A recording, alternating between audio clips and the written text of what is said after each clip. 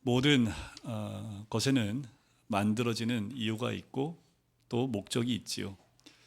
그것이 만들어진 대로 잘 사용이 되어지면 그 나름대로 만든 사람에게는 굉장히 뿌듯한 것들이 되겠지요.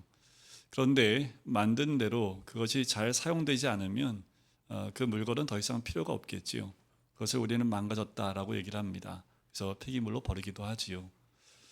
물건을 사용하는 데 있어서 한국 사람처럼 창조적으로 사용하는 사람이 없다고 합니다.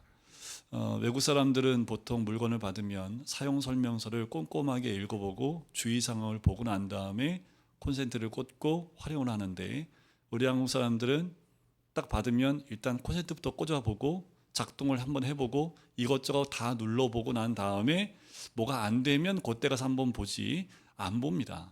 그래서 원래 만들었던 그 사람들이 의도했던 것보다 120% 전혀 생각지 못한 방법으로 사용하는 것. 그래서 여러분들 보시면 한국에서만 사용하고 있는 가위를 밥 먹는 데 사용하는 데는 우리나라밖에 없답니다. 모르셨죠? 가위를 왜 밥 먹는데 가위를 쓰냐고, 그거는 말이 아니니까 문화적으로 또 이해를 못해요. 그러니까 우리는 만든 목적보다 우리에게 편리하게 쓰는 민족이지 않나. 그래서 더 창조적으로 쓰고 있는 민족이지 않을까. 그러다 보니까 오히려 좀 복잡하고 세미한 그 물건들은 잘 망가뜨립니다. 그리고 그때 가서야 사용 설명서를 보지요. 여러분들 뭐든지 만들어진 대로 사용돼야지 그것이 좀 아름답고 또 그 사용 목적에 따라서 그 역할을 감당하는 거지요. 여러분들 하나님이 이스라엘 민족을 왜 선택하셨을까요? 그것은 이스라엘 민족을 통해서 하나님의 영광을 드러내기 위함입니다. 그리고 하나님이 함께 하시는 민족이고 하나님 외에는 다른 신이 없다라는 것을 그 작은 이스라엘 민족을 선택함으로 하나님이 드러내기 원하셨다는 거지요. 그게 이스라엘 민족의 존재 목적이었습니다. 그런데 거기서 벗어나지요. 그러니까 저번 주에 본 것처럼 눈도 감고 귀도 먹은 상태로 하나님 음성에 전혀 귀를 열지 못합니다. 그래서 어떻게 망가졌잖아요. 그러니까 어떻게 해요? 폐기물이 돼버리는 거지요. 버려버리는 겁니다. 그런데 우리 하나님은 버리지 않습니다. 그것을 다시 새 이스라엘로 바꾸시는 우리 하나님의 놀라운 은혜가 있는 겁니다. 여러분, 우리가 봤던 42장 맨 마지막 부분, 저번 주에 우리가 나눴던 말씀 기억나십니까? 눈이 멀고 키 먹은 자들입니다. 왜 그랬을까요? 하나님으로부터 하나님의 음성을 듣지 않는 그들은 더 이상 하나님이 기대할 만한 삶이나 행동이나 그 어떤 것도 있지 않습니다. 그래서 42장 마지막 절을 한번 보실까요? 마지막 절을 한번 같이 읽어보겠습니다. 시작. 그러므로 여호와께서 맹렬한 진노와 전쟁의 위력을 이스라엘에게 쏟아 부으심에 그 사방에서 불타오르나 깨닫지 못하며 몸이 타나 마음에 두지 아니하는도다. 지금 어떻습니까? 지금 하나님의 심판의 메시지입니다. 심판하시는데도 깨닫지도 못해요. 알지도 못해요. 자기 몸에 타들어가는데도 타는지도 몰라요. 완전히 나병 환자가 된 것처럼 완전히 썩어 있는 모습을 봅니다. 그러면 우리가 43장에 가서 기대할 만한 메시지는 뭡니까?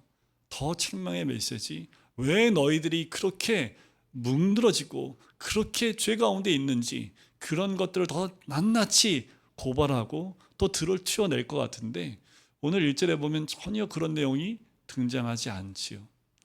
어쩌면 하나님의 사랑이 이렇게 큰지 모르겠습니다. 저는 이 말씀을 준비하면서 제가 이 자리에 있는 것 자체가 하나님의 큰 사랑입니다.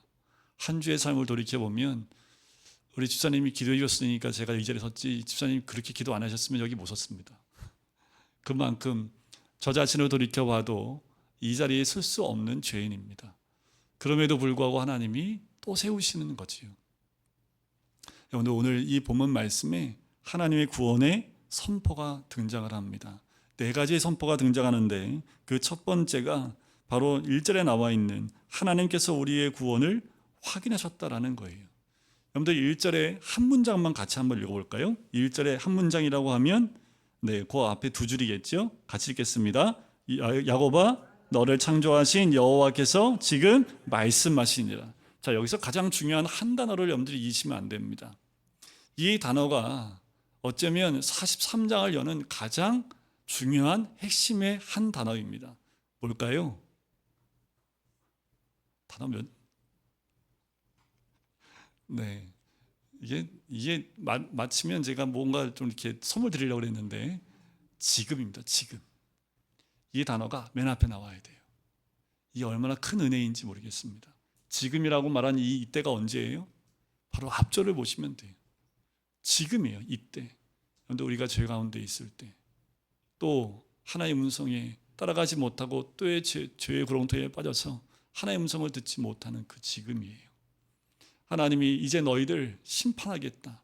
전쟁 가운데 포로로 잡혀가겠다. 이스라엘 백성에게 너희는 포로로 잡혀간다고 말하는 지금이에요. 지금 너를 창조하신 여호와께서 야곱아 말씀하시느니라는 거지. 여러분들 이 지금만 깨달아도요, 43장에서 하나님 말씀하신 거 다 깨달으신 겁니다. 여러분들 우리의 삶의 지금, 우리의 일 창조하신 하나님이 말씀하십니다.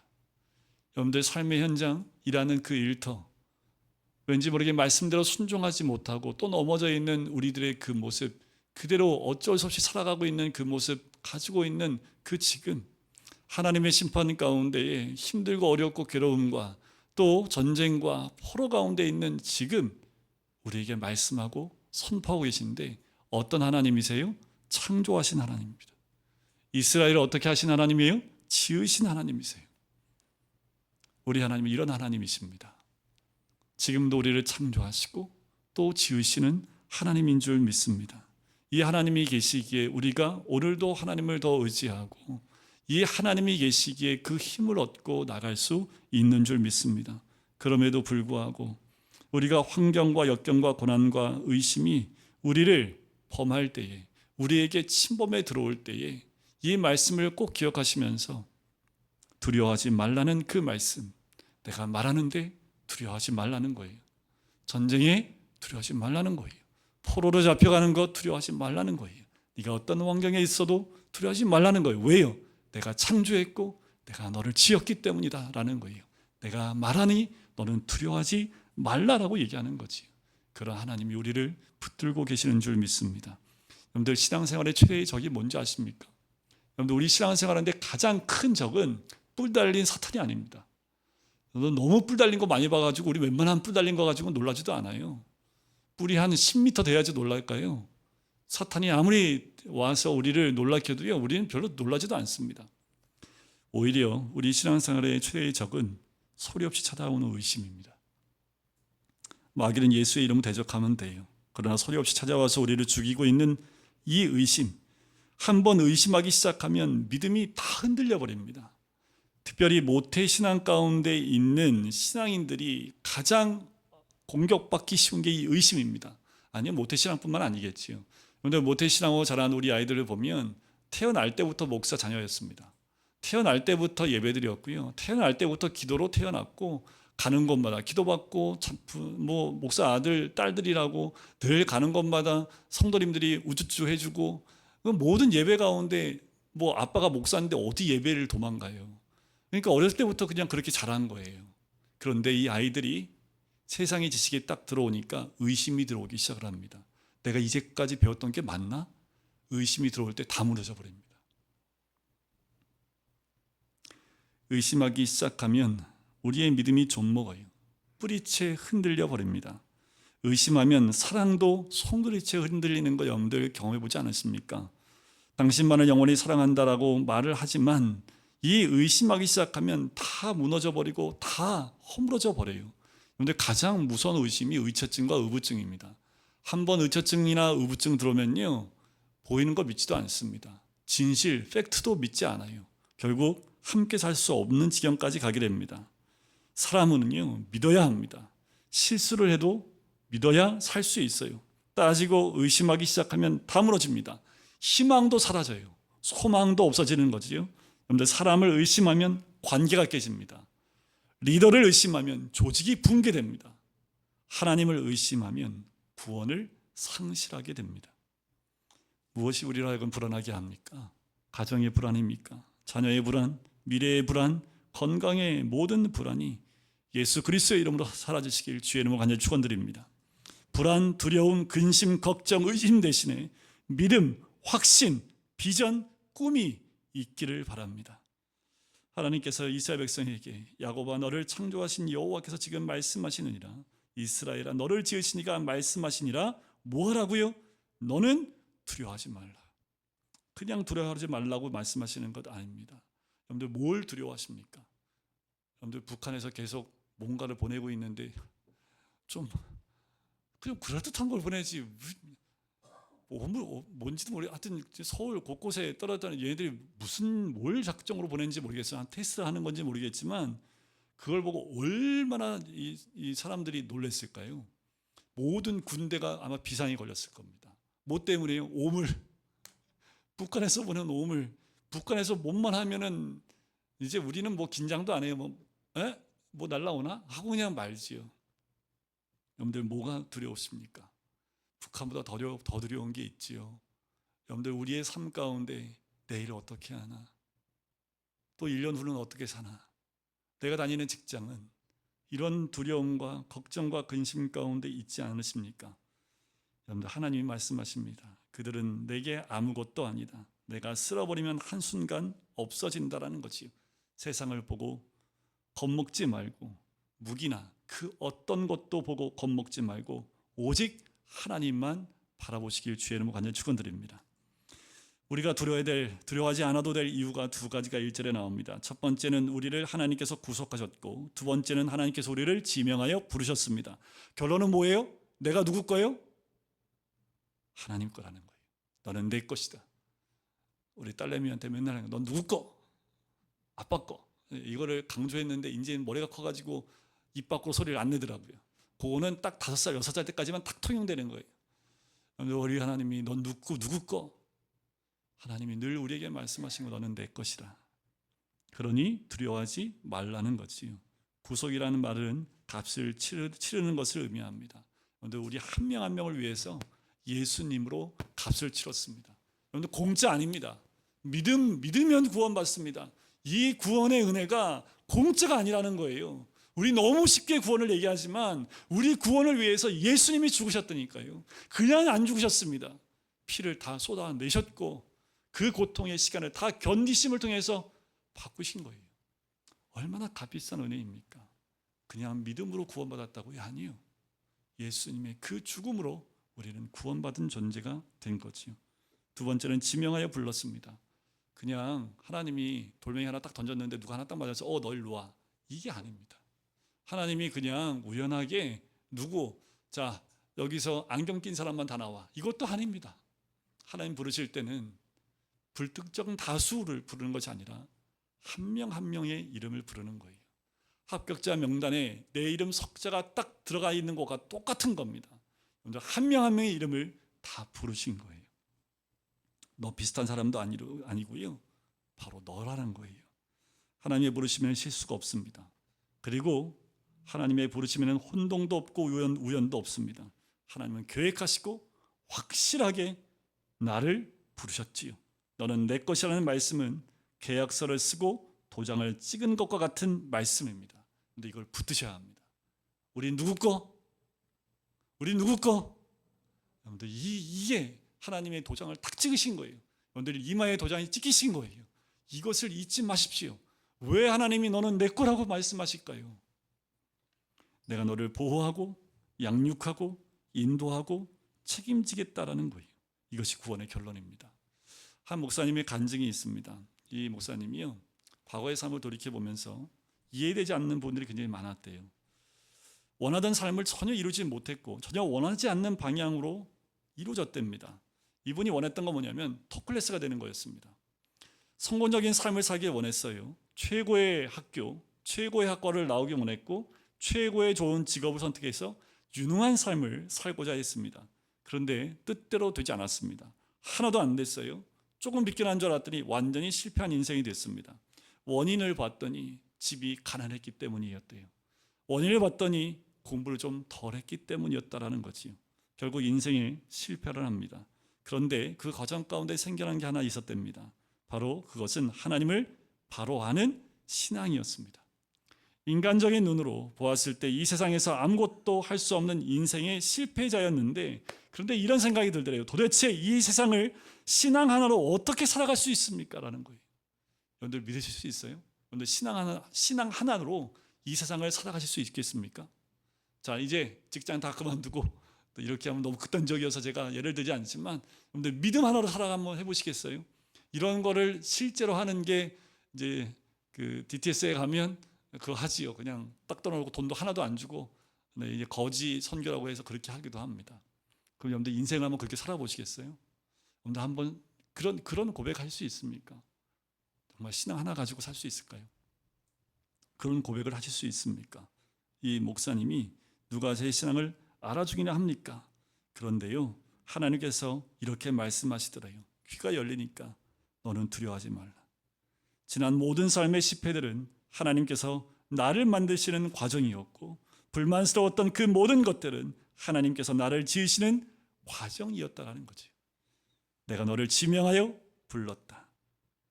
나는 하나님을 몰랐지만 하나님께서 나를 알고 계셨고 내 껍질을 깨뜨리고 계셨으며 나를 새롭게 만들고 계셨다라는 거죠. 위기에 처했을 때마다 눈에 보이지 않는 손이 있었는데 그것이 보이지 않았답니다. 그런데 하나님은 나를 지명하여 부르셨고 항상 함께 하셨다라는 거지요. 내가 너를 구속하였고 너를 지명하여 불렀나니 너는 내 것이라. 우리가 살아오면서 지금까지 겪은 모든 것은 하나님의 것이 되는 과정이었습니다. 여러분들 지금도 우리는 몇 프로나 하나님의 것이 되었습니까? 우스갯소리로 집을 사신 분들은 신방하면 그렇게 얘기하죠. 집 얘기하면 오늘날까지 지금까지의 나의 집은 화장실만 나의 집입니다. 다 대출 받았으니까. 그런데 어떻게 합니까? 시간이 갈수록 집이 점점 넓어지는 거잖아요. 그죠? 우리 신앙도 마찬가지인 것 같아요. 우리가 하나님의 것입니다. 온전히 하나님의 것이 되기 위해 지금도 하나님이 우리를 하나님 것으로 만들어 가시는 과정에 있다라는 거지요. 그러니까 의심하지 마십시오. 하나님 확실하게 말씀을 이 본문 말씀에 이렇게 꽉 박아 놓으셨잖아요. 하나님은 그냥 정해 놓으셨습니다. 우리가 의심만 하지 않고 믿음 가운데 나가면 돼요. 근데 너무 쉽게 흔들리는 우리의 모습을 봅니다. 두 번째 구원의 선포는 내가 너와 항상 함께 있을 것이라는 보증과 약속입니다. 2절에 나오지요. 물 가운데로 지날 때, 강을 건널 때, 불 가운데로 지날 때에도 너를 침몰하지도 못하고 또 불이 너를 태우지도 못할 것이라는 거지요. 불꽃이 너를 사르지도 못하게 하겠다라는 거예요. 구원에 보증해 주겠다라는 거지요. 이런 말씀입니다. 내가 물속에 들어가도 강 속에 빠져도 불 속에 들어가도 걱정하지 말아라. 너는 머리털 하나도 상하지 않는다. 왜냐하면 내가 너와 항상 함께 있기 때문이다. 이것이 약속입니다. 이 말씀은 비유적인 표현이지요. 여러분들 우리가 예수 믿는다고 고난이 안 와요? 물에 안 빠져요? 불 속에 안 들어가요? 다 오지요. 불 같은 시험도 오고 물 같은 시험도 닥칩니다. 그런데 놀라운 것은 이 무시무시한 시험들이 조금도 우리를 다치게 하거나 상하게 하지 못하고 오히려 그 시험을 통하여 영적으로 순결하고 정결한 자가 되는 거예요. 여러분들 광석을 캐면 금을 얻기 위해서 어떻게 합니까? 뜨거운 풀무불에 집어넣어요. 뜨거운 물에 집어넣습니다. 그 모든 찌꺼기는 다 없어지지만 뭐만 남아요? 금만 남아요. 금만. 뜨거운 불에 오래 두면 둘수록 더 순금이 나옵니다. 여러분들 우리의 믿음이 순금같이 되는 것은 바로 우리 인생의 풀무불 가운데 들어갈 때 그 정금 같은 신앙으로 나오게 되는 줄 믿습니다. 여러분들 금은 사라지지 않습니다. 안 사라지잖아요. 그게 하나님 백성의 특징입니다. 믿음은 사라지지 않습니다. 여러분들 하나님의 말씀을 의지하고 믿고 나가면 사라지지 않는 줄 믿습니다. 왜냐하면 하나님의 전능하신 손이 우리를 붙잡고 계시기 때문에 그래요. 시험에서 우리가 힘든 건 단 하나입니다. 하나님이 안 보여서 그래요. 들리지 않아서 그래요. 그러나 믿으면 보이기 시작을 합니다. 창세기 28장에 보면 우리와 함께 하겠다는 약속이 시작을 합니다. 창세기 28장 15절에 보면 야곱에게 주신 말씀이지요. 내가 너와 함께 있어 내가 어디로 가든지 너를 지키며 너를 이끌어 이 땅으로 돌아오게 할지라. 야곱이 이걸 믿었을까요? 믿었다면 라반에게 그렇게 안 했을 거예요. 믿지 않으니까 뭐예요? 자기 방법과 수단 방법을 다 쓰지요. 아브라함도 믿었을까요? 믿었다면 이스마엘을 안 낳겠지요. 우리가 앞서 봤던 이사야 41장 10절 말씀입니다. 두려워하지 말라. 우리가 두려워하기 때문에 이 말씀을 못 붙드는 거예요. 내가 너와 함께함이라. 놀라지 말라. 나는 내 하나님이 됩니다. 내가 너를 굳세게 하리라. 참으로 너를 도와주리라. 참으로 나의 의로운 오른손으로 너를 붙들리라. 우리가 힘들고 어려울 때 이 말씀을 읽으면 힘이 나지요. 이 말씀을 붙들었던 사람이 사도 바울입니다. 유라굴로라는 큰 그 광풍이 물어닥칠 때 10며칠 동안 그 칠흑 같은 바다 위를 지나고 다닐 때 바울이 하나님 음성을 들어요. 이 음성을 들었기 때문에 사도 바울도 견딜 수 있었던 거지요. 두려워 말라 사울아, 너는 죽지 않는다. 너는 로마에 가서 나를 증거해야 한다. 너와 함께 있는 사람은 누구도 죽지 않는다라는 그 음성을 들었던 거예요. 여러분, 가장 어려울 때, 가장 힘들 때, 희망이 다 끊어졌을 때 하나님 음성에 귀를 기울이십시오. 그 음성이 들리면 여러분들 흔들리지 않습니다. 하나님은 자신의 약속을 반드시 지키는 분이기 때문에 그래요. 여러분들 언약의 말씀을 붙드십시오. 내가 너희에게 분부한 모든 것을 가르쳐 지키게 하라. 볼지어다 내가 세상 끝날까지 너희와 항상 함께 있으리라. 세상 끝날까지 우리와 함께 하시는 하나님의 그 은혜, 그 희망을, 그 믿음을 가지십시오. 그러면 그 믿음이 우리의 삶에 기적을 만들어낼 줄 믿습니다. 세 번째 구원의 선포는 하나님께서 구원의 징표로 속량물을 주셨다라는 거지요. 3절과 4절에 보면 애굽을 너의 속량물로 구스와 스바를 너를 대신하여 주었다라고 말씀을 합니다. 이스라엘 백성을 위해서요, 애굽을요, 구스와 스바는 넓은 의미로 애굽을 의미합니다. 이스라엘을 구속하기 위해서 이 애굽을 속량물로 내줘요. 하나님 역사를 주관하시는 분입니다. 여러분들 우리를 구속하기 위해서, 우리를 속량하기 위해서 여러분들 회사를 움직일 수 있고, 여러분들 주변에 있는 모든 것들을 다 움직일 수 있고, 그것을 다 넘길 수 있어요. 왜요? 우리를 사랑하시기 때문에. 네가 내 눈에 보배롭고 존귀하며 내가 너를 사랑하였은즉이라는 거예요. 주님은 지금도 우리를 그렇게 보고 계십니다.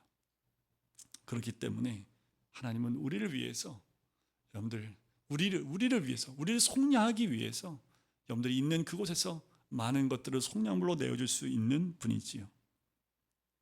우리 주님, 너를 보배롭고 존귀하게 여긴다. 이 보배롭다라는 것은 너는 나에게 보석과 같은 존재라는 겁니다. 여러분들 이걸 좀 입술로 고백했으면 좋겠습니다. 뭘요? 여러분들 사전에 나와 있는 것처럼 내가 내 눈에 보배롭고 존귀하며 내가 너를 사랑한다. 이번 한 주간 동안 이 한 문장을 가슴에 또 머리에 새기십시오. 뭐라고요? 내가 내 눈에 보배롭고 존귀하며 내가 너를 사랑하였다. 누가요? 하나님이 나를요. 이 사랑이 내 가슴에 충만할 때 이 사랑의 고백이 여러분들 부부 사이에 나눠지길 주의 이름 간절히 축원드립니다. 에이 목사님, 도파민 끝난 게 언젠데? 도파민이 끝난 지 한 20년 지났는데요? 아니요. 여러분들 이 도파민은 하나님이 우리에게 부어주시면 생겨나요. 먼저 내 안에 하나님의 사랑을 채우시면 그 사랑으로 부부의 고백이 있고, 또 다 컸지만 우리 자녀들에게 그 사랑을 고백할 때 그 말이 우리 입에서 익숙해질 때 서로 축복이 되지만 그 사랑이 하나님으로부터 부어지는 놀라운 은혜가 있는 줄 믿습니다. 네 번째 구원의 선포는 하나님의 귀한 백성들을 돌아오게 하겠다라는 거예요. 여러분들 이 5절부터 7절까지 나오지요. 두려워하지 말라는 거예요. 내가 다 돌아오게 하겠다. 동서남북에서 다 돌아오게 하겠다라는 거예요. 자, 동서남북, 이게 무슨 의미냐면 지리적으로 봤을 때 동쪽은 바벨론, 서쪽은 로마나 마케도니아, 북쪽은 아수르, 남쪽은 애국을 의미합니다. 그 말은 뭐냐면 동서남북 전 세계에 흩어져 있는 모든 하나님 백성들이 다 다시 돌아오게 하겠다는 거죠. 이게 요한계시록에 나와 있는 말씀이잖아요. 하나님이 다 불러 모으십니다. 마지막 때에 불러 모으시는 것처럼 다 모으시게 하는 거지요. 이 예언의 말씀은 역사 가운데 몇 단계에 거쳐서 이루어졌습니다. 첫 번째는 소수이지만 바벨론의 포로로 잡혀갔던 사람들이 고레스의 도움으로 예루살렘으로 돌아왔지요. 두 번째는 오순절 때 전 세계에서 온 이스라엘 자손들이 예루살렘에서 성령 세례를 받았습니다. 마지막 세 번째는 전 세계에서 예수 이름을 부르는 모든 사람들이 죄의 사슬을 끊고 성령의 세례를 받음으로 온 세계에 위대한 출애굽이 일어나는 거지요. 성령의 역사가 나타나는 겁니다. 그리고 그렇게 돌아온 자들이 이 여호수아의 전쟁을 시작하는 거지요. 그리고 하나님 나라를 정복해 나가기, 회복해 나가기 시작을 하는 겁니다. 그러면 이제 우리는 어떻게 살아야 될까요? 7절 끝에 보면 이렇게 나옵니다. 중간에 보면 내 이름으로 불려지는 모든 자, 곧 내가 내 영광을 위하여 창조한 자를 오게 하라. 무엇을 위해요? 나의 영광을 위하여 창조한 자를 오게 하라. 그를 내가 지었고 그를 내가 만들었다. 여러분들, 우리는 made in, 발음이 너무 빨랐죠. made in 코리아 아닙니다. 우리는 made in 가십니다. 하나님 만드셨잖아요.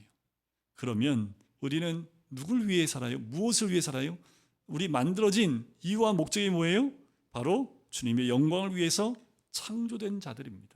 우리의 삶이 이렇게 주의 영광에 창조된 자로 살아가시길 주의 이름으로 간절히 축원드립니다. 근데 이거는 교회에서만이 아닙니다. 가정에서도 또 직장에서도 오늘 만나는 모든 자들에게 하나님의 영광된 모습을 드러낼 때에 우리가 넌 내 거야, 너는 보배롭고 존귀하며 내가 사랑하는 자야 라는 그 말씀이 우리의 가슴에 새겨지고 또 하나님의 영광을 드러낼 때 하나님의 역사하심이 우리를 통해서 흘러가게 될 줄 믿습니다. 어떤 유혹에도 흔들리지 마십시오. 의심하지 마십시오. 두려워하지 마세요. 희망을 가지고 미래에 대한 희망, 약속에 대한 희망, 믿음으로 이 축복을 받아들일 때 하나님의 놀라운 축복이 우리 모든 가정과 여러분들 공동체와 개인에게 부어주실 줄 믿습니다.